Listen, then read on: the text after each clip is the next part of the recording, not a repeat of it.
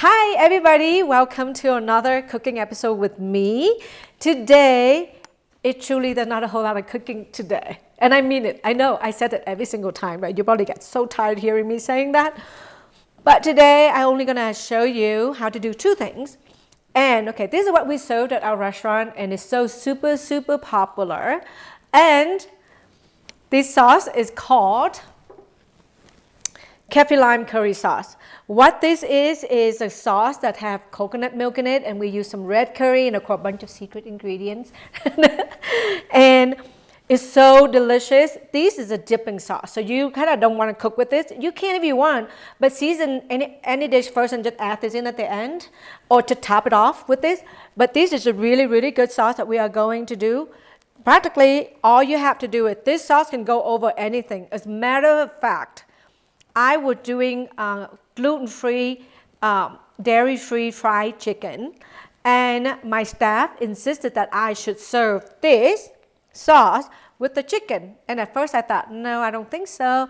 But guess what? Everybody said that what they loved most about the chicken was because they were able to dip in the sauce. So give this a try. But today, what we're doing is that we are just going to pour the sauce over, like maybe 3 or 4 tablespoons, over happen to be a grilled salmon. Well, normally it's grilled when we do it at the restaurant, but I'm not going to take all of these out to my, yard and grill it for you. So I'm going to show you how to pan-sear it, So fry it, whatever. But because we serve this at the restaurant with asparagus, and it seemed to be a really good combination. First of all, it'll make it look great. And then, so what I'm doing first is I'm going to boil some water, right? I already added a little bit of salt in here so that I'm just going to give it a go for like literally a minute and a half. And you can count it if you want, count 90 seconds now, right?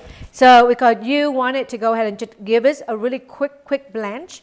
And then again, like how I always like eat my vegetables, but crunchy. But if you want it really soft, then can go for it for 3 more minutes if you want. Some people said to me that too, when they want it to be quick, super quick and fast, fine. You can just go ahead and, put this on a plate with a little bit of water and saran wrap it and pop it in microwave, or put a wet towel over and pop it in the microwave for like a minute or 2, and it would achieve the same result without having to cook up the water and do all that complicated cooking, So I think I'm teaching people cooking so simple now that people have found so many different shortcuts. It's like amazing shortcuts that I'll continue to share with you. Whether you want to do those shortcuts or not, it's up to you, but I'm willing to share, and I will share. That's my job to share. So I will do that. Now, so it's been probably about 60 seconds. How do I know that? I can tell by the speed of when I talk. So probably about 60 seconds already. So we're going to wait for another 30 more seconds, and I'll take this out. I'll blanch it quickly under the cold water just so that it will not continue to cook. But then again, that's just me. If you want this to cook longer, you want it to be softer, then just take it out and leave it alone. The heat on its own will continue to cook for another 60 seconds, 75 seconds. So it would continue to make it softer for you. I probably will do that today. Anyway, even though I'll be the one to end up eating this today, but I will do it the way how most people like them, which is a lot softer than how I like my veggie. So I'm going to take it out and just leave it. Here you go. So see, it's so green. The salt make it really green, and also the nice thing too, the reason why I kind of blanch them under cold water, which I decided I'm going to do it now because then it keeps the green color, because we're going to take some picture with this at the end. So that's what I want to do. So I'm going to blanch it under cold water real quick to keep it all really green. So I did that. So, oops, yay. It's going to look just like this, right? So it's going to look green, and that. I'm going to set it aside. And now, you can tell I'm not used to cooking with huge handle. So if you're not used to this, don't do it, because it could be a major accident happen. So now I'm going to be using the same. I love one pot cooking. I literally can just cook everything with one pot if I can. I tend to do that because I hate washing dishes, At our restaurant, we actually have people who do that. But when we don't have anybody doing that, I tend to do it all the time. That's like my main job at the restaurant. So because my cook just don't like to wash dishes as much as I love washing dishes, that's kind of relaxing. So at home I don't like to wash dishes as much, but at work, that's something I don't mind doing because it's really quick, really fast. So now that was just a little tiny bit of oil. I put in probably about a teaspoon of it here. And I'm just gonna roll this around.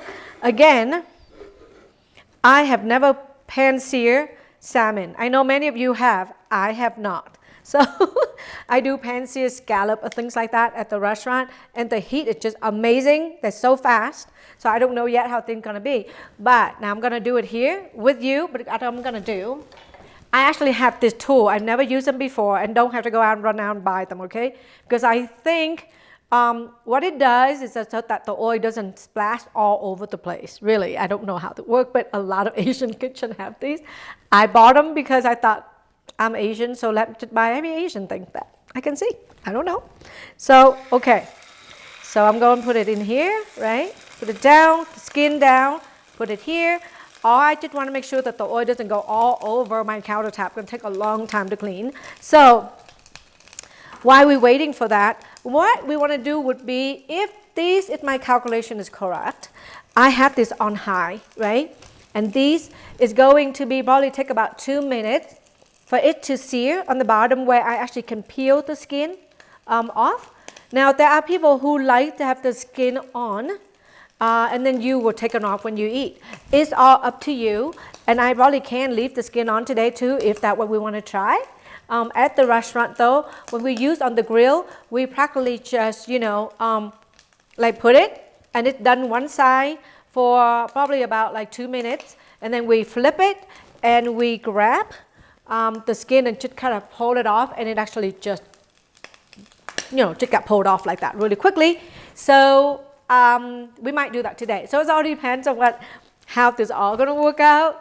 I am excited to kind of see. Probably I can also as well put a lid over so that way keep the heat so that it would cook, on the top down as well. So you do whatever you think that normally help you sear things. But I kind of like to look at mine like this. It's kind of nice. You see? So also the piece we get is from our salmon that we use at the restaurant are sushi grade, so they tend to be thicker. You could always do it a lot faster if you get the piece that's a little bit thinner. I think that Costco sells these in a frozen section, and you can just do that, and it will be a lot faster for you. Then it will be meals in probably less than 10 minutes if you buy those type of salmon. So okay, so what we're gonna do is that I'm gonna go away for a little bit, for like about 2 minutes, and then to make sure that the bottom is seared correctly, and then we'll be back, and then we will show you how that would look like when we see it the other side. And then I tend to eat my salmon, I tend to eat everything actually, medium rare, so we'll see, okay? But probably I would say this whole process should take about 6 to 7 minutes. All right, I will see you back here when we get the sear thing on the bottom going. All right, so we now are at, you can tell it looks like I flip it. See how nice it's seared on the bottom here? And for a lot of people, leave it, because once it looks nice, and a lot of people like, especially my husband, Jeff, he loves crispy salmon skin, for the fact that, he loves it. Just a little bit of salt and he'd be good. And then, so now I literally, flip that, and it look nice like this. And if it's too rare for you, because right now it's still pretty rare, flip it on the side, right? There you go. And you can put this on there just so that the oil doesn't go all over the places. And then in about 1 more minute, we should be done. Like we should get the other side seared too, and then get probably to a really nice medium in the inside. And then we're just gonna place it on the plate and pour over the sauce, and then we have a delicious meal. See, so fast, we can do that right there. So I'll be back in another minute. All right, I am back, and look how delicious this looks. You know, you can do this at home, right? So, see, and the way how I test my salmon is that if I press it down, you see, it go down like this. It kind of, you know, it allows me to smush it down. It doesn't push back at me. That's still pretty rare in the inside. So, if you want it to be more medium, you can cook a little bit more, or you can temperature if you want. And I will probably go ahead and write it on the little list for you to see like what that would be. I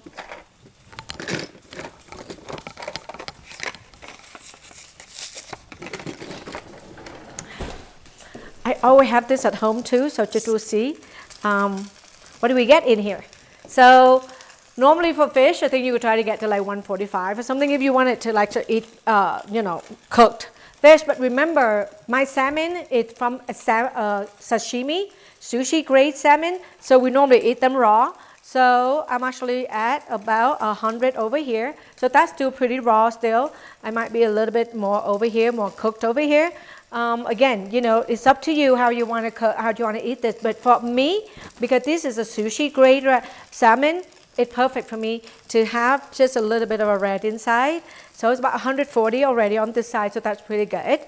And then, so what I'm going to do would be finishing it up and plate this, and then we'll show you the finished product, okay? Now, let me see over here, there, look really beautiful. I actually like this a lot. I probably should be able to do this more often. All right, so here you go. I'm going to put this here, turn this down, just so I can show you what that looks like.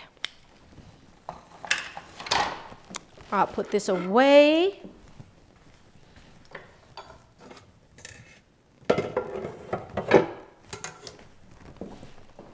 I'll put this away for now, and I'll show you how this looks like, okay? Now,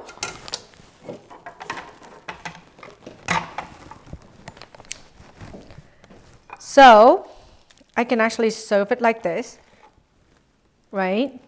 Just over my asparagus. And then the way you serve can be two ways. You can actually just, let me get a spoon so that I can drizzle over.